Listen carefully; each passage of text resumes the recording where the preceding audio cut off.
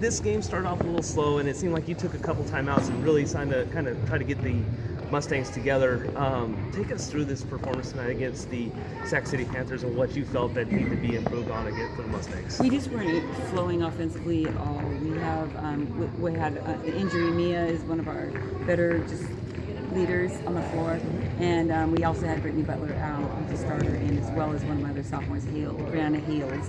So I just felt that we weren't moving the ball, and so we went deeper into our bench, and they just aren't really good with ball control. And I felt like offensively we struggled in a lot of ways. Defensively, we were being scrappy, but we weren't really staying within the rules of our defense, so we gave up some things that I was hoping we could do a better job. So we just have some things to work on. I thought I felt if we kept our press on the whole time, we probably could have kept them lower scoring, but I wanted to work on some other things, so we mixed some things up. So give us a chance to figure out what we need to work on. Right, exactly. Now, being that the team had the injuries, and this might have been a good time to have those injuries because against Sac City, they only had 6 players on that court. 5, I mean, obviously only 5 on at one time, but six-person rotation. For the Mustangs, they were able to pull out 11. It has to still work in your favor for something like that. It does, but we have to do a makeup game on Sunday, so we knew that we also have to be, get our bodies ready for Sunday 2 days from now. So again, it's a good American River team. Take us through that. I mean, what was that mindset? Because we know that ARC, unfortunately, they had the power outages and everything else. What kind of mindset does that put into the team and as well as in that locker room?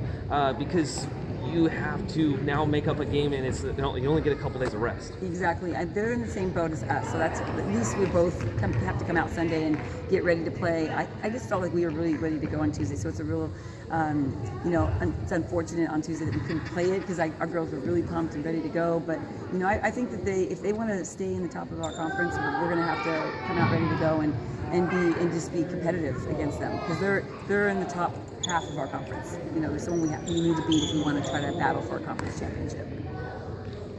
I talk about this with a few other coaches, and I think that JC level is probably one of the hardest things to coach, and you've been able to have a program that's been successful for quite a few years.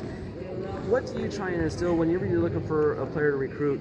What do you instill in them that this is a Mustang player? Knowing that you're only going to have them for 1 or 2 years. Well, we definitely want players that are willing to give of themselves to others, and academics come first, and willing to work hard. If they're not used to playing hard or playing man-to-man defense and learning how to run the floor for their teammates and for the program, then they're going to have struggle in this program. They probably won't end up making it. So it's hard to find that because I'm an optimist that I feel that any player can turn into that style and have that culture ingrained in them, but it's not always the case, So I just have to do my best to try to find, whether they're the all-star or they're the hidden gem. We feel that we can develop players here too.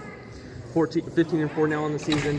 What's been the biggest hurdle since this season has began to now? Inconsistencies with personnel. We've had people in and out with injuries, seizures, certain POTS disease. We have a bunch of different things going on. I know it sounds, but it's one of those things we just got used to this year. We have a lot of different things going on, some personal things with kids, and it's just we've had to overcome that. And so we always felt, and that's why I'm so upset about Mia's injury today, because she just came back and she could have sat out this year with her, and she decided to come back and play, and this will probably not allow her a year to get back now.